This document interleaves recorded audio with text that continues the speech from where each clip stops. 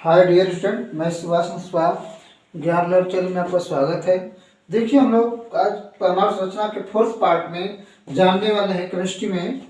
यह UP TET C TET UP board की परीक्षाओं के लिए अति महत्वपूर्ण प्रश्न है, जो आप लोग क्लास 11th और 12th में पढ़ते हैं केमिस्ट्री, उसके लिए भी जरूरी है। किसी भी क्लास के केमिस्ट्री पढ़ते हैं 6, 7, 8 में भी, उसके लिए बहुत जरूरी है। तो देखिए, क्वेश्चन नंबर आज का है यह यानी 11-23 में तत्वों की द्रव्यमान संख्या, तत्व की द्रव्यमान संख्या, परमाणु क्रमांक, इलेक्ट्रॉनों संख्या, प्रोटॉनों संख्या हम ज्ञात कैसे करेंगे। ठीक है, तो देखिए पहले एग्जाम इसको हम लोग हल कर दें इस तरह से।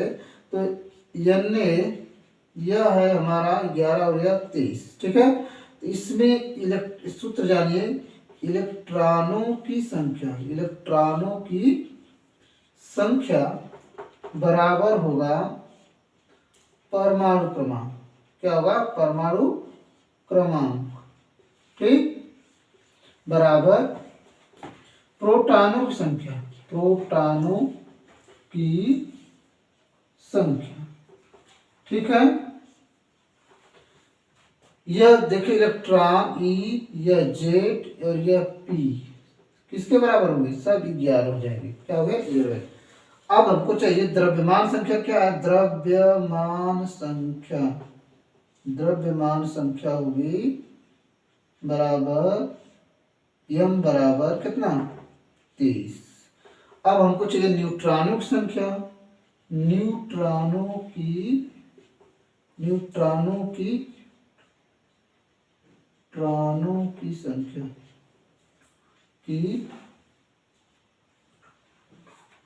संख्या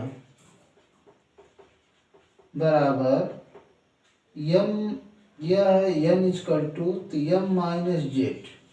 23 माइनस 11 बराबर 12। क्या होंगे? 12। तो इस तरह से हम न्यूट्रॉन संख्या ज्ञात कर सकते हैं। ठीक है, आपको बात समझ में आ रहा है? जो भी फिर से सुन लीजिए, यह 11 है में तत्वों की द्रव्यमान संख्या, परमाणु क्रमांक, इलेक्ट्रॉन संख्या, न्यूट्रॉन संख्या, प्रोटॉन संख्या, जो भी ज्ञात करना है आपको इस तरह पर लिख लेंगे। जो नीचे यहाँ पर लिखा है यही जेड है, ई माइनस और पी प्लस है। ठीक, और यह द्रव्यमान संख्या है। बात समझ गए? तो इस तरह से आप इलेक्ट्रॉन संख्या, परमाणु क्रमांक, प्रोटॉन संख्या लिख सकते हैं, ई जेड ना और पी प्लस। यह सब कितने होंगे? 11 होंगे। द्रव्यमान संख्या कितनी होगी? 23 ऊपर लिखा गया है। न्यूट्रॉन संख्या बराबर m equal to m minus Z by 23 minus 11 बराबर 12। अगर आप मेरे चैनल पर नए हैं तो सब्सक्राइब जरूर करें, क्योंकि वीडियो बनाने बड़ी मेहनत लगती है।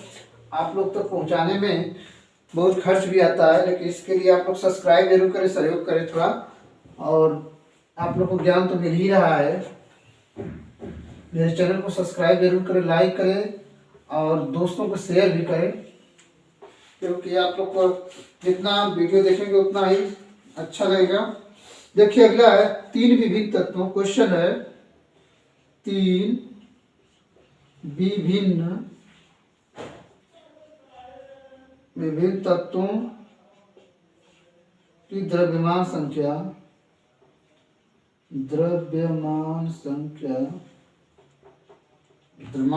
40 है। क्या है? 40। ठीक, परंतु इस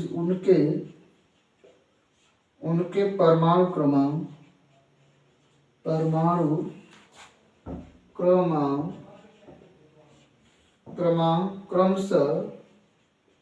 क्रमशः 18, 19 व 20 है।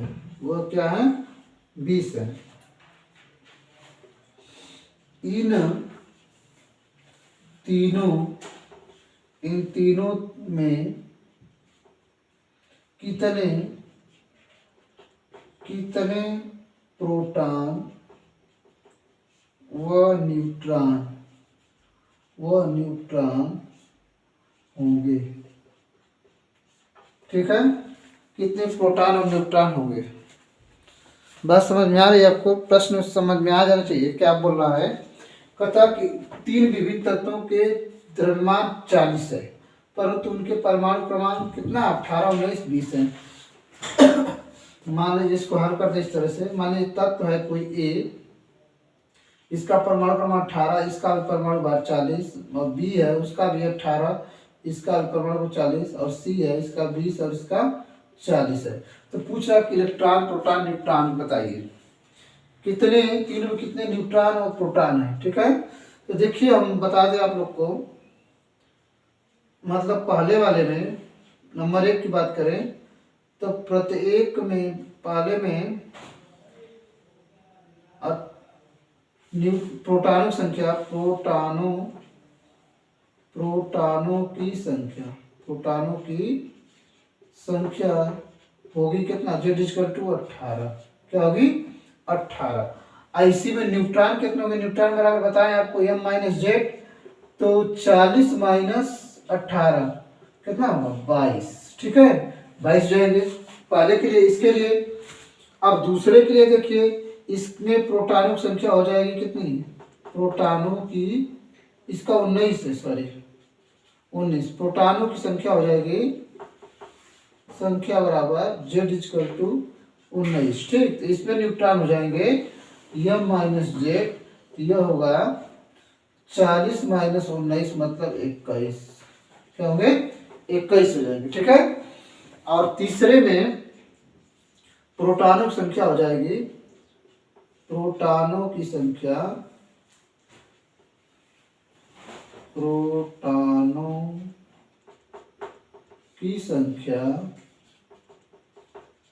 Z = 20।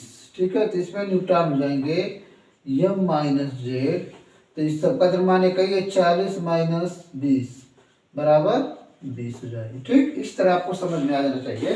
फिर से सुन लीजिए एक बार, तीन तत्व हम मान लेते हैं इसमें है कि 18, 19, 20, जिसके परमाणु क्रमांक है और सबके द्रव्यमान संख्या कितने हैं, 40 है। ठीक है, तो पहले वाले में प्रोटॉन की संख्या हो जाएगी, बताएं आपको, Z = 18। अगर मेरी वीडियो आप और भी परमाणु संरचना को पढ़ने चाहते हो तो इससे पीछे जाइए, first part, second part, third part, fourth part सब है, उसको आप लोग प्लेलिस्ट में जाकर जरूर से देख सकते हैं, वीडियोज में भी देख सकते हैं। तो देखिए Z = 18, तो हमको न्यूट्रॉन की संख्या M-Z = 40 - 18 22 हो जाएगा। प्रोटॉनों की संख्या हो जाएगा Z = 19, तो N = M-Z 40 - 19 = 21, और न्यूट्रॉनों की संख्या हो जाएगी Z = 20, तो N = M-Z = 40 - 20 = 20। इस तरह आप कर लेंगे। चलते आगे बढ़ते हैं हम लोग।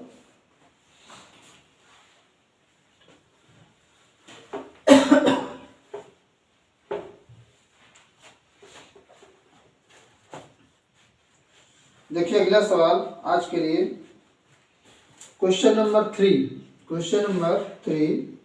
एक परमाणु के नाभिक में, एक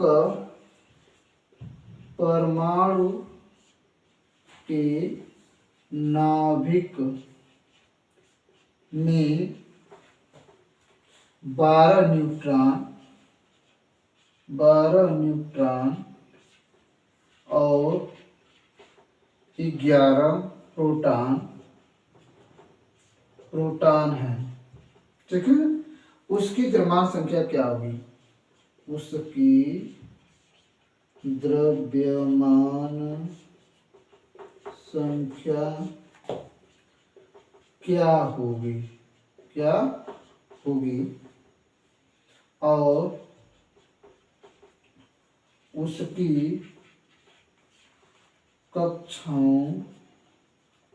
उसकी कक्षाओं में कुल इलेक्ट्रॉनों संख्या,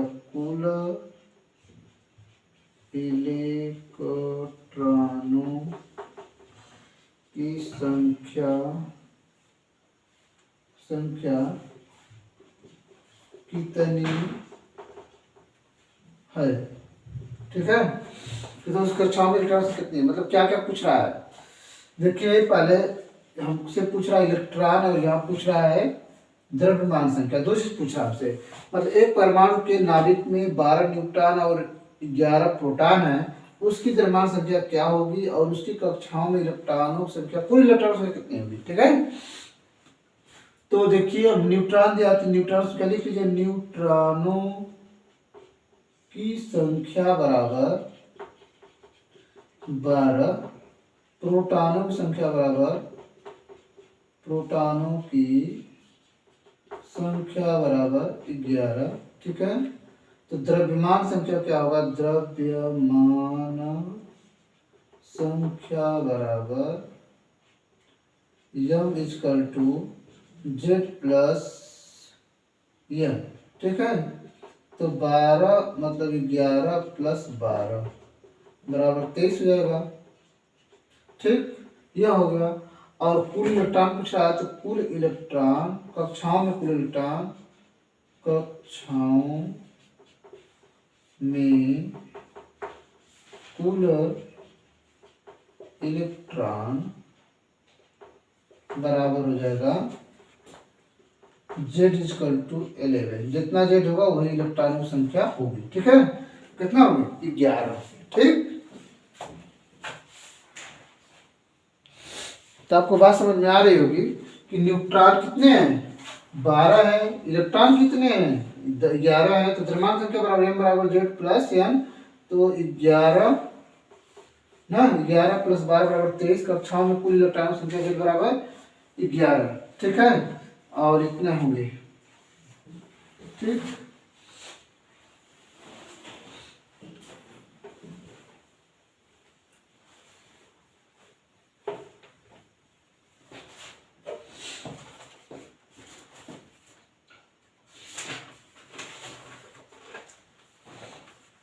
आज का अंतिम प्रश्न है क्वेश्चन नंबर 4।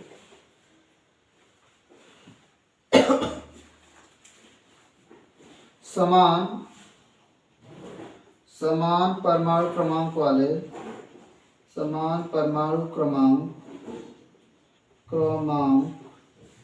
के दो तत्व दो परमाणुओं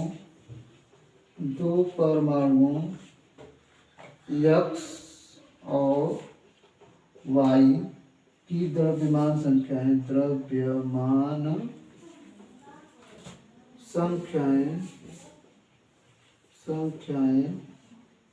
क्रमशः 208 व 210 हैं।